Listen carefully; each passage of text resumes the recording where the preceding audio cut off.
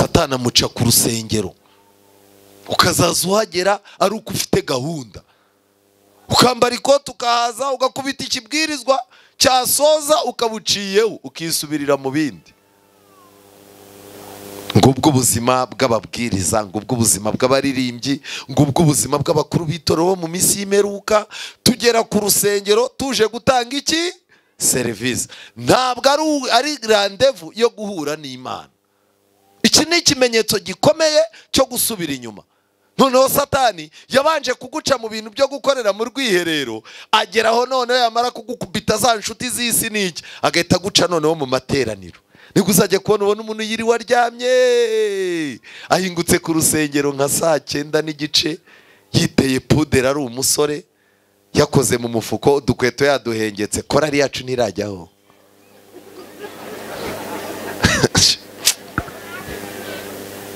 Akaza agakubita indirimbo 3 babahaye, agasohoka nk'uwitaba telefone. Gusubira inyuma niwo mupango Satani akoresha abantu iyo amateraniro agize gute? Arangiye. Ubu Satani agiye kongera gutuma inshuti mbi zongera kubasura. Abantu batakebwe mu mutima bagiye kuza batangire kubabera abajyanama. Mugiye guhura n'abantu b'abakristo bakamye mu kuri, batangira babwira bati reka da. Mugiye guhura na Satani ababwire yuko ibintu by'Imana ari iterabwoba. Icyo nagira mbabwire ngiki: kunda Imana wiyiharara. Igikurikiraho bihunza abakristo bakijijwe by'ukuri. Utangira gutinya abakristo bakijijwe. Umuntu akakubwira ati tugendane na mama kanaka, yigira umuntu w'Imana cyane, sinjya nkundana n'abiyemezi. Uriya mu mama yigira umuntu w'Imana, abagenda atavuga, iyo muganira mutera igiparu, ububona asekera ku mutsi w'iryinyo. Nanga abantu babishya umusingo, ntabwo aryoshye ikigare. Utangira kumva abantu b'Imana utagendana nabo. Rero iyo utangiye kumva abantu b'Imana utagendana nabo, Satani atangira kuguha babandi wari waragize gute? Wari waravuyemo. Nibwo ujya kubona ukabona umuntu mwaherukanaga kera mwakoranaga amahano, akamesaje arakohereze: komera wanjye uracyanyibuka, wamenye. Ni inshuti Satani yohereje ngo isimbure iyo mu nzu y'Imana wakuyemo. Izi ni intambwe mu gitabo cy'umugenzi bavuze z'ibimenyetso byerekana umuntu urimo gusubira inyuma. Nuramuka ubonye ibi bimenyetso ubifite, umenye yuko kakubayeho, wari waraharaye Imana, uri mu rugendo rwo kuyihararuka. Kwiringira TV, ubutumwa bwiza kuri benshi, gukizwa kwa benshi. Matayo 24:14. Haleluya, haleluya. Muri uyu mugoroba munyemerere nshima Imana, nshimira Imana iteraniro yaduhaye, nshimira Imana buri muntu wese wageze hano, ariko nshimira Imana n'igitaramo cyiza dufite uyu mwanya. Umuntu asomye ku maso yanyu arabonaho ikintu kivuga ngo izi ndirimbo zibaye nke. Rwose nanjye zambanye nke. Imana ibaha umugisha. Twize ibyigisho byinshi, ntabwo nzi buri wese ikigisho yakunze icyo ari cyo, ariko amagambo tugiye kwiga muri uyu mugoroba ndifuza ko nyigisha ndebana mu maso n'abantu bazabatizwa, ndebana mu maso n'abantu twiganye. Munyemerere mujye juru dusenge. Witeka Mana nziza, izina ryawe rihabwe icyubahiro. Uyu ni umugoroba mwiza, twabanje isabato ya mbere dutangira amateraniro tukwiragiza. Isabato ya kabiri twayitangiye turi mu byigisho tugushimira umwuka wera urimo kuduha. Isabato ya gatatu ije isanga turi busoze twerekera ku musozo w'aya materaniro. Wabaye Ebeneza kuri twebwe, izina ryawe rihabwe icyubahiro. Wabaye mwiza kuri twe, waraturinze, ntacyo utakoze, watanze ingabo nyinshi ku bwacu. Mwuka wera yabanye natwe, waraduhumurije, waradupfumbatishije, kandi n'abataragira icyo babona bafite icyizere yuko umunsi wabo nugera uzabapfumbatisha. Mwuka wera akomeza abe muri iri teraniro. Cyigisho tugiye kwigubane natwe kugira ngo ugishyiraho isi itazagidusahura, amarangamutima n'ubuzima bubi cyangwa ubwiza cyane butazagihanagura, ab'amagambo tuzirika ku maboko yacu, tuyazirike ku mitwe yacu, tuyandike hagati y'uruhanga, hagati y'amaso yacu. Ijambo ryawe reka rigira imbaraga muri uyu mugoroba, kandi ku musozo yaba iri jambo ryawe, yaba indirimbo ziza kurikurikira, bifatanyirize hamwe kuzamura imitima y'abana bawe ngo babashe gusabana nawe. Tubisabye twizeye mu izina rya Yesu, amen.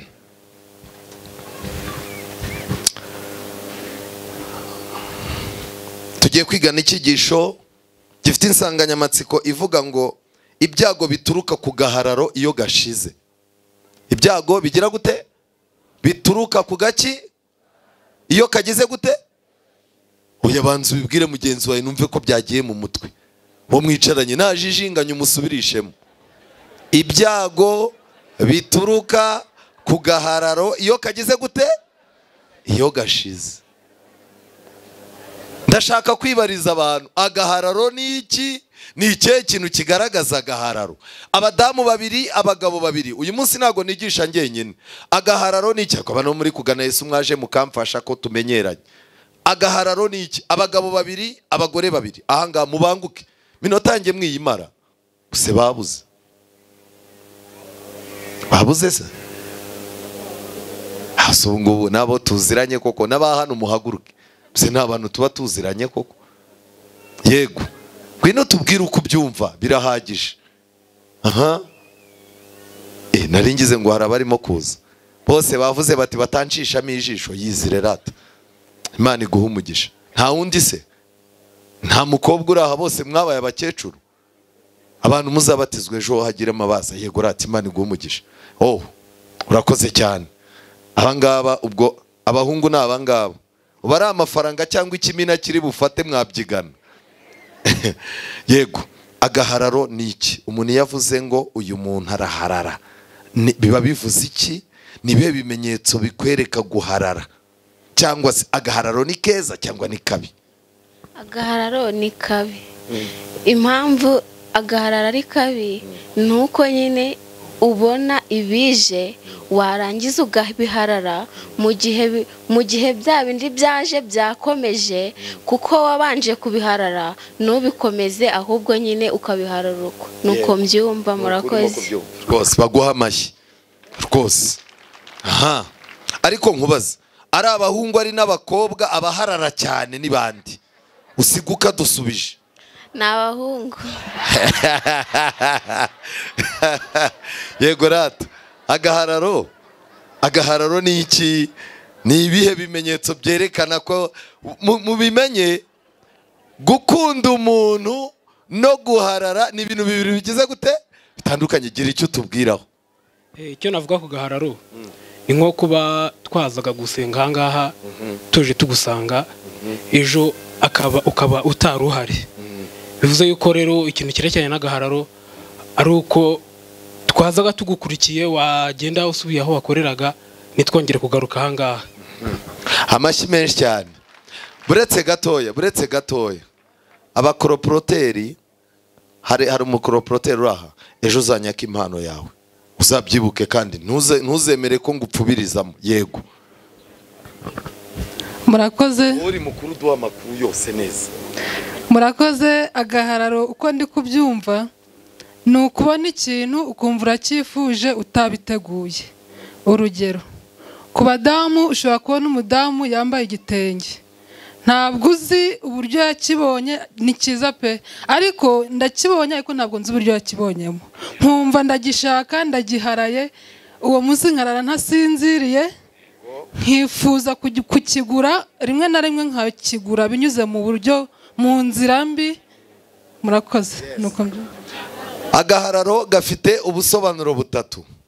Gukunda ikintu, icyo kintu kikagutwara ku buryo ari cyo urota, ari cyo ureba, ari cyo uvuga, ukumva uzagira amahoro ukibonye. Icya kabiri, agahararo ni ugukunda umuntu, ukamurota, ukamurwarira indege. Indege murayizi? Indege ntayo muzi ingorofani cyangwa indobo. Byose biragendana, bifitanye isano. Indege n'indobo bifitanye iki? Isano. Muzehe hayobewe ibyari by'urwo n'ururimi rushyashya. Icyo nashaka kubabwira, hari ukuntu abantu bakundana bakagendana mu gitondo ugasanga bari kumwe, umwe yajya kuvoma undi agaterura ijerekani kandi nta gahunda yaragize gute yari afite. Wajya kubona ukabona umwe yakwitsamura ku mashuri ho, umwe aratsepfura n'undi akagira gute agatsepfura. Umwe iyo yituye hasi birangira n'undi nawe agize gute yituye hasi. Ukamaze uti ko wituye hasi habaye iki? Ati mbonye yitura hasi nanjye numva biraje. None se yituye hasi kubera iki? Ntabyo nzi, nuko mbonye ngo nanjye ndagwa. Ako nagaki nagahararo. Abantu bakagendana ninjoro bari kumwe, ku manywa bari kumwe, abadamu bahararanye bo badodeshereza hamwe, ibitenge bikaba bimwe, umwe akazabwira undi atari ko kuki washatse ikigabo cy'igikara kirekire, ubiye ushaka uw'inzobe tukazaza dusa rwose tunari kumwe. Kubwo n'ubujiji si ubujiji. Agahararo gashobora gutuma umuntu agura ikibanza atateganyaga gutura, bakubaka inzu zijya gusa. Ariko nagira ngo mbabaze, agahararo karashira ntigashira? Iyo gashize biba byiza cyangwa biba bibi? Muri uyu mugoroba tugiye kureba uburyo abantu baharara Imana n'iyo bayihararutse uko bigira gute bigenda. Guharara Imana ni iki? Nukumva uyishaka ukurikije uko abandi barimo kuyishaka, byashyushye nawe ukaza, abandi bazinduka nawe ukazinduka, abandi bagira icyo bakora nawe ukagikora, ukerekana ibintu by'Imana, ukazaza ugenda uririmba mu nzira ngenda umukristo. Abantu bakubwira ibintu ukavuga uti sinkiba mu isi, sinayivuyemo. Wamubwira, wazaza umubaza ari umukobwa ugiye kumurambagiza, uti se ufite inshuti? Ati cyane. Ukahita ugira ubwoba uti ninde? Ati Yesu. None se niwe ugutereta? Nyine ukumva hari ahandi hantu aparitse utamenya aho ari, ku rusengero akakubwira ngo iby'isi yabiteye umugongo. Abandi bakobwa badodesheje ijipo ukabona barimo ariyambarira ihururu, ntabwo bafite. Ariko abantu kenshi bajya baharara Imana batarigeze bayikunda, bashobora no kumara igihe gitoya, ariko iyo bayihararutse biba ibibazo. Bibiliya iravuga ngo iki? Tujyane muri Bibiliya mu Bacamanza igice cya 19. Hari igitekerezo gitangaje kitwereka ingaruka zituruka ku muntu iyo yaharaye birangira hajemo guhararukwa. Ibyabaye ku Murewi n'umugore we, igice cya 19 Abacamanza. Muri iyo minsi nta mwami Abisiraheli bari bafite, nuko hariho Umurewi wasuhukiye mu gihugu cyo hirya y'imisozi miremire ya Efurayimu ashaka umugore. Icya mbere ni umusuhuke, icya kabiri yaje apagasa ashaka ubuzima, arangije ajya hirya y'imisozi miremire ya Efurayimu, arangije ashaka y'umugore i Betelehemu y'i Buyuda. Bukeye umugore we agira gute? Umugore we aramuhararuka, akajya asambana, arahukana, ajya kwande? Ajya kwaza. Bibiliya bifatanyije gutya biba byerekana ko nta mwanya wahize. Yabonye uwo musore atambutse, abaramukunze. Ni bya bindi ukubitana n'umuntu uti ko mbona nkurebye nkapfa, nawe ati napfuye. Abapfu babiri bakabagiye kuba inshuti. Baragiye, bari bafite urukundo rushyushye, agahararo kari gashyushye. Umusore ataha, umukobwa ataha, batariko kutaha ukababara nanjye nkababara, twakwihuje. Bati nta kibazo. Umwe ababaye umugore, undi abaye iki? Umugabo. Ntamaze kugera mu rugo, umugore akazaza mureba ati nahisemo nabi. Kubera iki? Agahararo kagize gute? Hari abantu bagira urukundo rugarukira ku ntebe yo mu rusengero, akakurambagiza, urukundo agerageza, mugategura ubukwe, mukiga imikimbagiro. Ku ntebe yo kwa pasiteri akubwiye ngo kuva ubu abaye umugore wawe, muzabana mukize cyangwa mugize gute? Urukundo rukarara mu rugo rudahari. Hari abantu bazi imbere y'Imana baze gusezerana, ijuru ryo rikabona nibwo baje gutandukana, batandukanye naryo. Nshuti zanjye, uyu mugore, umugabo yagiye kumucyura, umugore arangije arateka, ise w'umukobwa, ise w'umugore aramusibya, umugabo aravuga ati hoya ndashaka kugenda, naje hano nje gutwara umugore wanjye, mumbabarire mumume. Sebukwe se w'umukobwa abwira umukwe we ati enda agatsima usegura umutima mubone kugenda. Bararara bararya, bukeye umugabo arongera ashaka kugenda. Umusaza aramubwira ati reka da wigenda, reka twongere ndakwinginze, tuza twirirwane tugeze aho bwira. Nuko barasangira. Umunsi ukuze uwo mugabo ahagurukana n'umugore we n'umugaragu we ngo bagende. Sebukwe w'umukobwa aramubwira ati dore burije, reka kugenda nimurare, reka ntacyo muba. Uwo mugabo yari yahagurutse agiye gucyura umugore umunsi umwe, ariko iminsi ahamaze irimo iragenda yiyongera. Ariko uwo mugabo sebukwe arongera aramwinginga ngo arare. Murongo wa 10. Ariko uwo mugabo ntiyemera kurara, arahaguruka arigaba agera ahateganye n'Iyebusi. Igitekerezo kitubwira yuko yagiye gucumbika ahantu bubiriyeho, acumbika ku muntu w'umusaza. Uwo musaza birangira haje abagabo b'ibigoryi baza baje gufata uwo babagabo, noneho ari wa mugabo wagiye gucyura umugore ari nta wa musaza. Abo basaza, umusaza arangije atumva rero mwikora amahano nkayo gufata abantu b'abagabo mukabasambanya muri abagabo, ahubwo njyewe mfite umwana w'umukobwa, uyu mugabo nawe afite umugore we, mubafate mubajyane, ariko mwe kugira amahano mukora. Bafashe wa mukobwa we bafata wa mugore barabajyana, ariko wa mugore bamufata ku ngufu, aza yangiritse. Ageze ku muryango afashe ku rugi ngo afungure, agwa aho ngaho arapfa. Bukeye umugabo akinguye asanga umugore we yapfiriye ku muryango. Byarangiye umurambo w'uyu mugore bawufashe bawucamo ibice 12. Buri gice cyose bacyohereza muri Isiraheli kugira ngo abantu babone amahano yagize gute yabaye. Byabaye amahano cyane. Ariko nagira ngo mbabaze, aka kaga kahitanye uyu mugore katurutse kuki Bibiliya yatubwiye? Guhararuka. Muri no minsi abantu bamo baraharuruka ibintu by'Imana. Turi mu gihe abantu barimo guhararuka ubuzima, turi mu gihe abantu barimo guhararukwa gusenga, barimo guhararuka abo bashakanye. Kumva umudamu abwiye umugabo, waramubwiye ati ngewe rero buriya kera turambagizanya sinzi ukuntu nari imeze, ubanza nari nakagoryi, ubundi ubu nagukunze ndebaye. Ubwo nibwo yari akagoryi, nibwo yarazi ubwenge. Guharara. Abantu benshi bajya bashaka guharara Imana. Yesaya igice cya mbere, Yesaya igice cya mbere, Bibiliya iravuga ngo iki?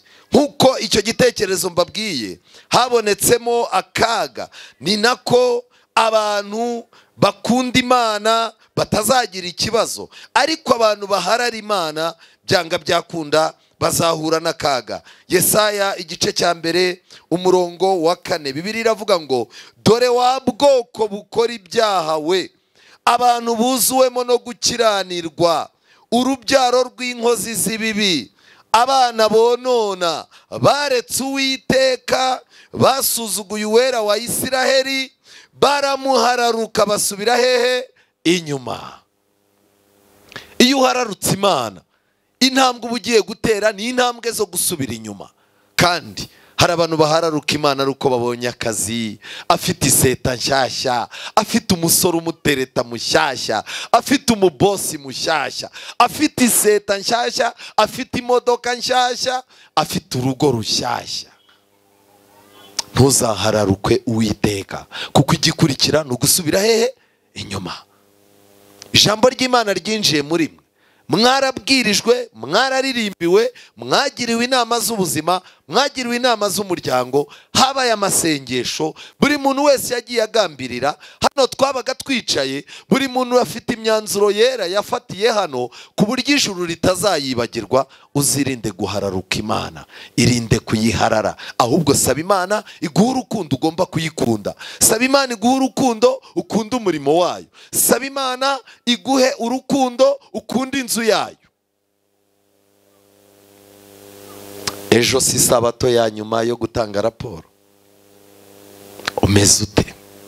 Ubu njyewe magaze gutya ndimo kubwiriza ibyanjye nabikemuye. Ariko cyo nagira mbabwire ngiki, Bibiliya iravuga ngo ubu bwoko bunshimisha iminwa ariko imitima imba hehe? Imba kure. Nshuti zanjye, Yesaya 57 ijambo ry'Imana ryongeye kubigaragaza. Yesaya igice cya 57, abasomyi ba Bibiliya tujyane. Yesaya 57 umurongo wa 17 niwo ndasoma. Haranditse ngo icyaha cye cy'umururumba nicyo cyandakaje ndamukubita, narihishe ndakaye, ariko akomeza gusubira inyuma mu ngeso zikundwa n'umutima we. Nta muntu ushobora gusubira inyuma adafite ingeso ikunzwe n'umutima we, kandi iyo ngeso imusubiza inyuma iba ari ingeso mbi. Muri wowe ni iyihe ngeso mbi wagiye ubagarira?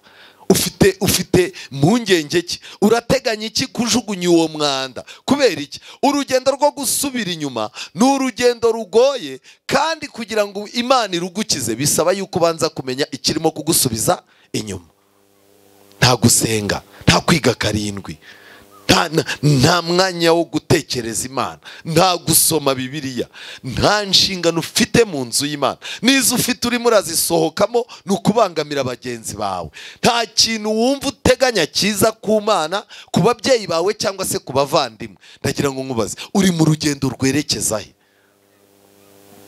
Bibiliya iratangaje cyane. Mu gitabo cy'Umugenzi nahasomye amagambo akomeye, volume ya mbere page 151 kugeza kuri page 153, basobanuye iby'umugabo witwa Mukomerakanya ngo yaraturanye na Musubira inyuma. Ibintu bya Musubira inyuma byazambye aho yacuditse n'umuntu witwa Nzigira, arangije ata ba Mukristo akundana n'uwo Mukomerakanya.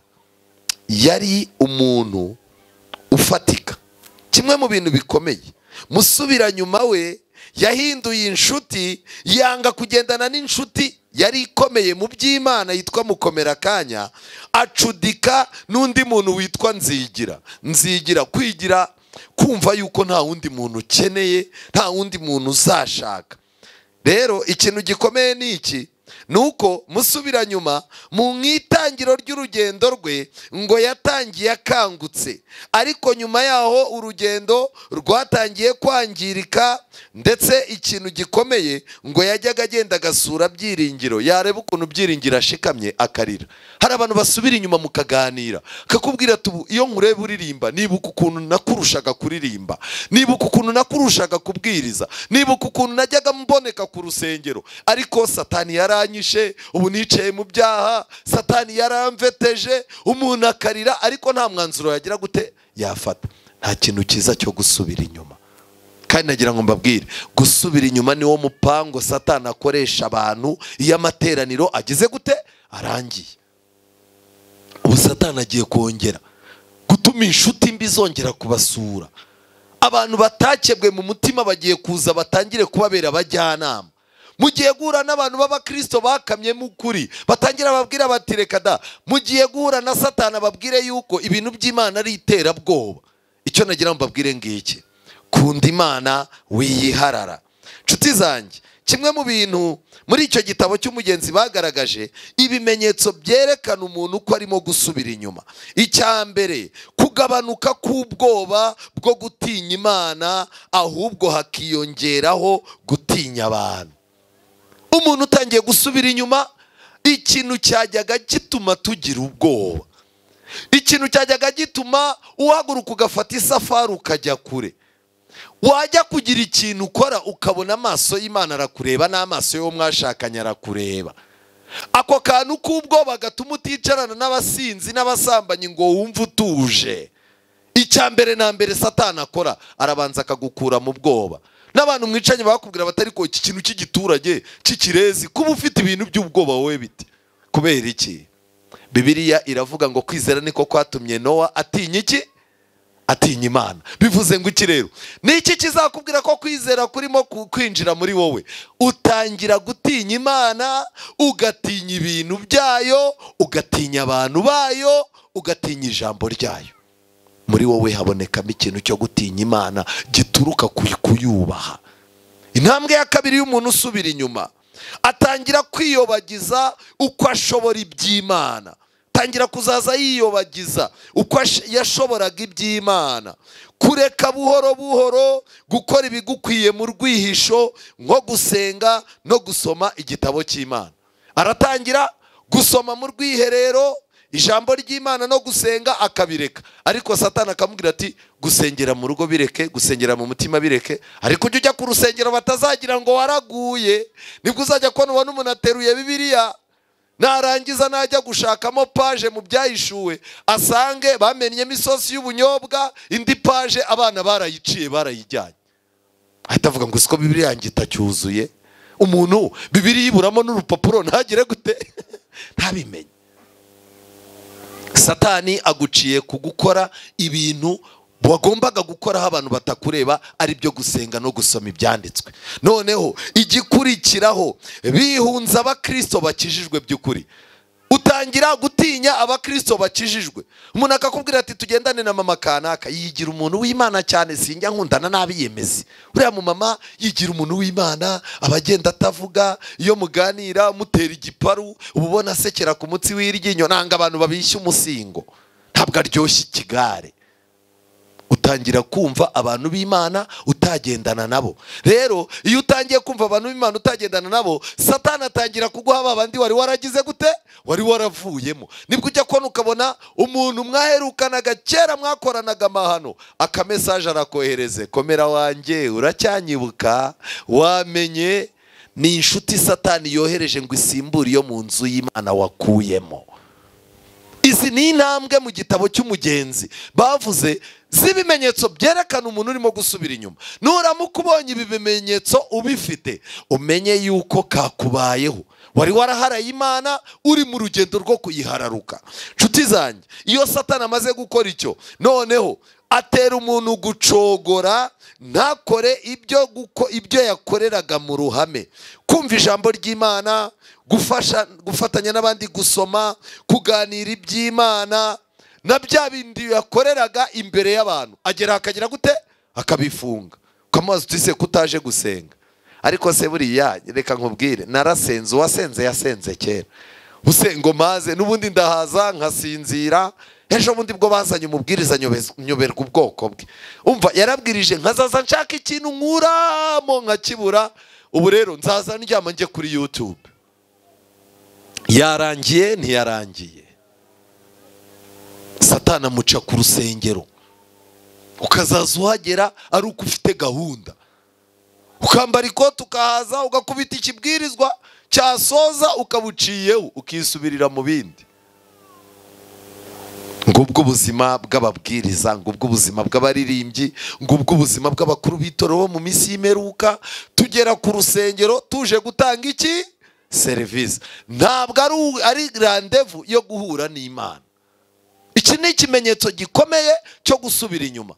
Noneho Satani yabanje kuguca mu bintu byo gukorera mu rwiherero, ageraho noneho yamara kugukubita za nshuti z'isi n'iki, agahita guca noneho mu materaniro. Nibwo uzajya kubona ubona umuntu yiriwe aryamye, ahingutse ku rusengero nka 9:30, yiteye pudera, ari umusore, yakoze mu mufuko udukweto yaduhengetse, korari yacu ntirajyaho.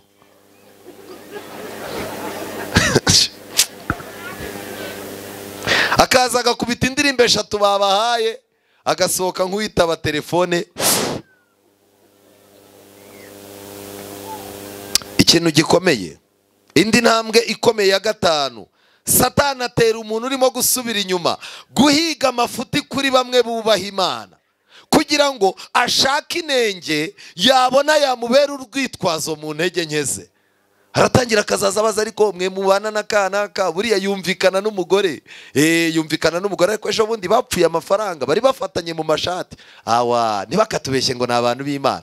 Njyewe rero nubwo umugore wanjye mutera ingumi ijisho rikabyimba, ariko ntago nari nagera aho ngaho rwose. Umva, njyewe nanasomye ibintu bike, ubundi njye nta nubwo ndi umukirisitu cyane, ariko se sinumva nabo bitwa ngo ni abakirisitu nabo bafitanye ibibazo. Erega buriya Imana twese turi kimwe, ntibakadukange. Arihumurije ntiyihumurije.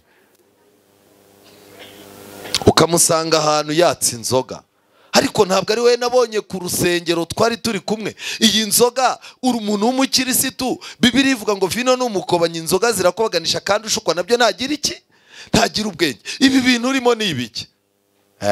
Ubwo uraje. Insina ngufi ntawe utayica wiki, jyaho mu gikari urebe ko umukuru w'itorero atarimo. Genda se noneho uzaturege twembi. Impamvu arayibonye ntayibonye. Ikibazo umwizera akakizana mu nama y'itorero. Hari umwizera wacu twasanze anywa inzoga. Ikibazo bajya kukiga, umukuru w'itorero uzinywa ati iki kibazo mbe mukiretse urutonde rw'ibyo turi bwige rwuzu. Ariko rero iki kibazo abizera barakibaza. Abizera nibo batuyobora cyane twe tubayobora. Inyubako akayikurura mpaka saa 9. Inama ikurikiye bakazana umushinga w'ubusabane akawukurura mpaka saa 9. Amezi arimo aricuma ntiyicuma.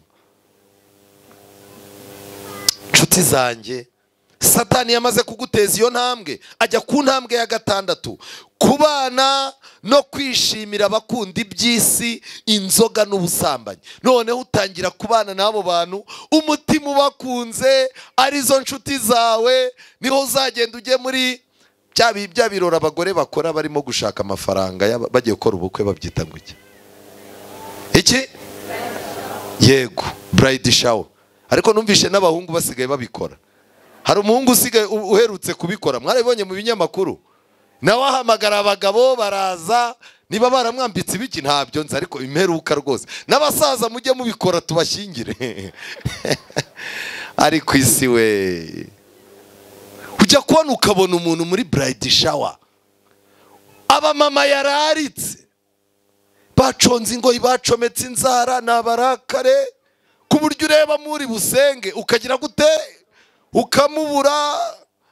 Ayayayaya, umuntu agutumira mu munsi mukuru ngo yatashye inzu, ukabona abantu bahari n'abantu b'ababingwa gusa b'abasinzi, barimo gukata inyuma y'inzu bihagarika ahantu habonetse hose, hari n'abana. Ukavuga se izi nizo nshuti asigaranye, kandi ugasanga arimo aravuga murabona abantu baraha ni abantu dusangira ubuzima, sibyo ra murye ibintu biriho. Ariko reka ngira ikintu babwira, hari ibirori usigaye wicaramo ugashaka umuntu w'Imana ugasanga ntawe batumiye, kuko iyo urimo gusubira inyuma abantu b'Imana babishya iki? Ibirori. Uhamagara abantu, wabona umudiyakoni ajuti ni maneko buriya azabijyana mu nama, kakagabo mu gasohore katazagira gute, katazabivuga. Iyo ni intambwe yo gusubira inyuma. Intambwe ya 7, kuganira iby'isi n'ibiteye isoni rwihishwa. Ariko wabona bitwa ko bubaha Imana babikora, warangiza ukabyishimira. Umuntu aratangira agatera imisingo y'amafuti, akaganira ibiganiro by'amanjwe, amagambo mabi y'ubusambanyi n'ibintu by'ikinyabupfura gike. Ariko abantu baza agahita yigira nyoni nyinshi akikaruma, akavuga ati batanshishamo iki ijisho. Intambwe ya 8 ni ugukinisha ibyaha bito ku mugaragaro. Munatangira kuzaza ko rutwaha, kubera yuko Satani aba yaramweretse inzego z'ibyaha. Iki ni kinini ugikoza abantu bavumbura ko waguye, ariko akangaka ni gato ugakoze ntibamenya ko wagize gute, ko waguye. Noneho twaha yise dutorero, atangira kugira gute, kudukora ku mugaragaro. Akakwereka akantu ugatangara, ku rusengero akabereka akantu bagatangara, umugore we akamwereka akantu agatangara. Niho uzajya kubona ubone umudamu azi ko umugabo we ari umurokore, ariko azi ko ari umugabo we ari umugabo mwiza, yajya mu ikofi arimo kureba agasangamo kapote. Papa kana, ibintu nabonye biti. Umugabo yarangiza ati nibiki wabonye? Ati ko nabonyemo kapote. Ati ubwo sibyo ni ibintu bidasanzwe ku muntu w'umugabo nkanjye?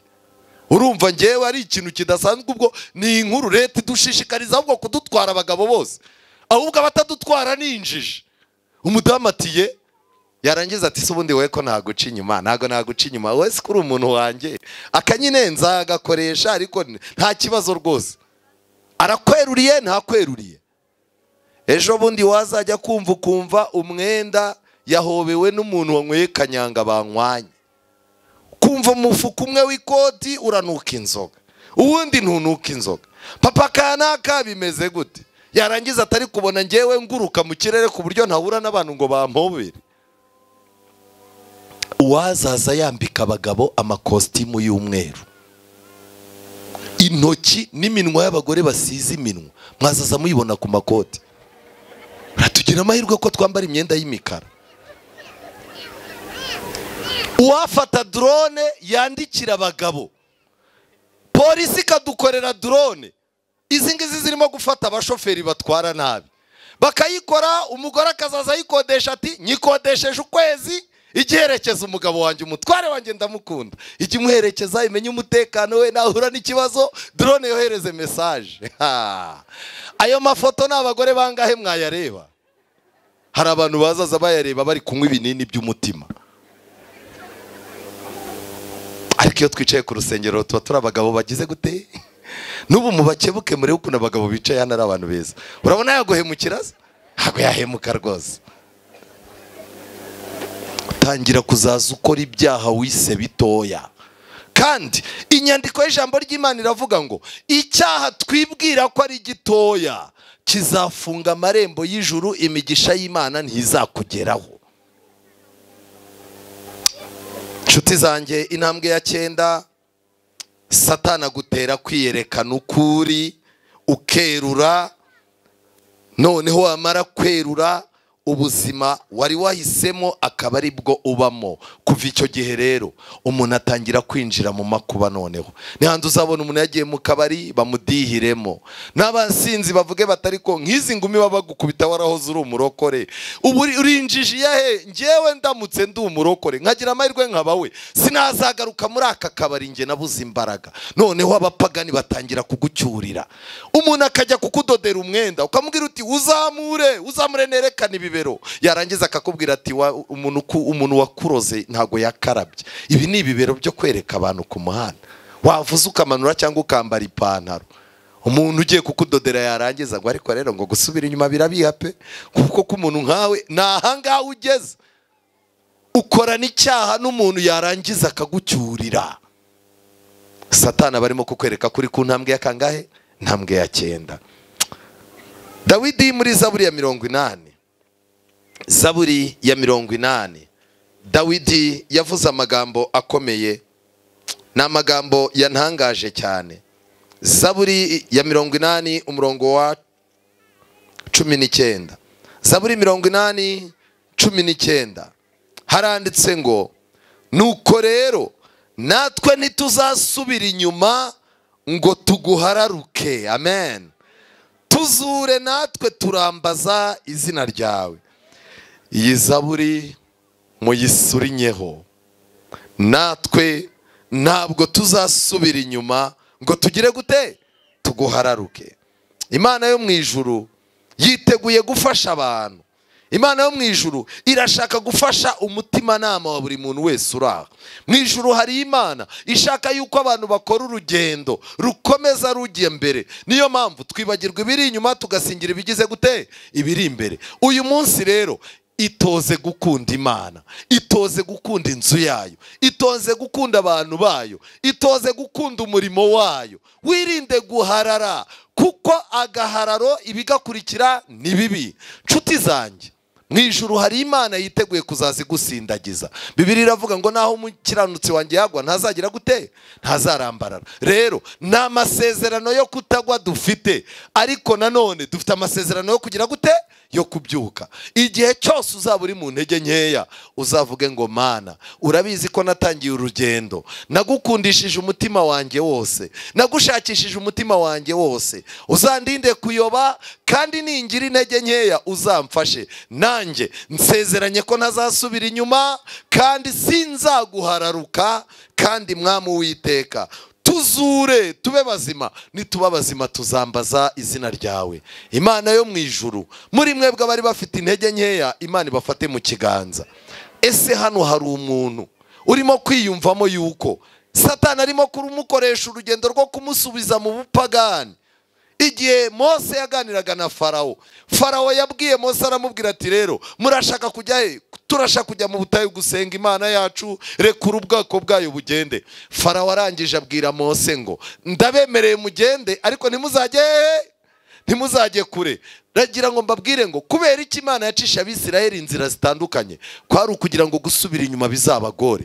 Iyo winjiye mu bukristo mu buryo bukoroheye rero, uciye inzira y'ibusamo, no gusubira inyuma uca mu nzira hehe y'ibusamo. Imana ibakuremo ibitekerezo bibi, Imana ibakure mu ntege nkeya. Abari bahindukiye barimo gutera intambwe zisubira mu Egiputa, Imana ibahindukize mukomeze urugendo rujya i Kanani. Nibyo mbasabira nanjye nisabira mu izina rya Yesu. Umuntu wifuza ko dusenga, hagurukira aho ari, hagurukira aho uri. Uwiteka Mana nziza, izina ryawe rihabwa icyubahiro. Buri gihe hari akaga gakurikira guharara, kandi akaga gakurikira guharara ni ugusubira inyuma. Satani arimo arakoresha abantu benshi urugendo rwo gusubira inyuma, ariko akabongorera ko ibintu birimo kugenda barimo kujya mbere. Ibyo twatinyaga gukora turimo turabikora, aho twatinyaga kwicara turimo turahicara, abo twatinyaga gukundana nabo no kuba twagendana nabo bakadufatira imyanzuro turi kumwe nabo. Ibyaha twari dufite by'urutonde rw'ibyo twatinyaga kuba twakora, ubu nibyo turimo gukora kandi abantu bakadushimira. Imbaraga ya Satani irimo iratwongorera yuko atari twe dukora ibyo twenyine. Satani akatwereka n'abitwa yuko bakomeye mu by'Imana barimo gukora ibyo byaha, bigatuma twicara twumva nta kibazo. Nyamara isi iraye iri burimbuke, ubwami bwawe bugiye kuza. Iyi si irimo irihutira kwerekeza ku musozo, kandi abamarayika bawe barimo barandika imibereho yacu, imyanzuro dufata. Ndakwinginze buri muntu wese uraha mu mutima ufitemo intugunda, buri muntu wese urumva hari aho yatakaririye akumva yaracitse intege, Mwami Uwiteka dufate, uduhagurutse, uturinde gusubira inyuma, udukoresha urugendo. Uradukunda turabizi, shyira muri twebwe urukundo tugomba kugukunda, kandi urwo rukundo ntiruzakonje muri no minsi y'imperuka. Abagabo n'abagore bari aha ngaha, igitekerezo twatangiriyeho nikizasorere kuri bo. Ubongerera urukundo, uko urya munsi urushaho kutwegera, utume tugira urukundo rwinshi. Ngaho rero ongera uvugurura ubuzima bwacu, uvugurura imiryango yacu, uvugurura impamvu zituzana mu murimo wawe no mu nzu yawe. Tubisabye twizeye mu izina rya Yesu, amen. Imana ibahe umugisha. Kwiringira TV, ubutumwa bwiza kuri benshi, gukizwa kwa benshi. Matayo 24:14.